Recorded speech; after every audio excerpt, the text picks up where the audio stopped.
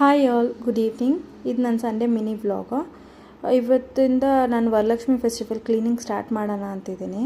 So ಮೇಲೆ ಸ್ಲ್ಯಾಬಲ್ಲಿರೋ ಪಾತ್ರೆ ಮಾತ್ರ ನನ್ನ ಹಸ್ಬೆಂಡ್ ಕೈಲಿಂದ ತೆಗೆಸ್ದೆ. ಸ್ವಲ್ಪ ಭಾರ ಇರುತ್ತೆ, ನಾನು ತೆಗಿಯೋಕ್ಕಾಗಲ್ಲ ಅಂತ ಎಲ್ಲ ಆಚೆ ಇಟ್ಕೊಂಡು ಪಾತ್ರೆ ವಾಶ್ ಮಾಡೋಣ ಅಂತ ಔಟ್ಸೈಡೆಲ್ಲ ಪಾತ್ರೆ ಇಟ್ಟೆ. ಶಿಂಕಲ್ಲಿ ತೊಳಿಯೋಕ್ಕಾಗಲ್ಲ, ಯಾಕಂದರೆ ತುಂಬ ದೊಡ್ಡ ದೊಡ್ಡ ಪಾತ್ರೆ ಮತ್ತು ತುಂಬ ಜಿಡ್ಡಾಗಿದೆ. 6 months ಆಗಿತ್ತು ವಾಶ್ ಮಾಡಿ, ತುಂಬ ಜಿಡ್ಡಾಗಿಬಿಟ್ಟಿತ್ತು. ಸೊ ಔಟ್ಸೈಡೇ ಇಟ್ಕೊಂಡು ವಾಶ್ ಮಾಡ್ಕೊಳ್ಳೋಣ ಅಂತ ಔಟ್ಸೈಡೇ ಇಟ್ಕೊಂಡು ವಾಶ್ ಮಾಡಿದೆ. ಪಾತ್ರೆ ಎಲ್ಲ ವಾಶ್ ಮಾಡಾದ್ಮೇಲೆ ಒಂಥರ ತುಂಬ ಟಯರ್ಡ್ ಫೀಲ್ ಆಗ್ತಿತ್ತು.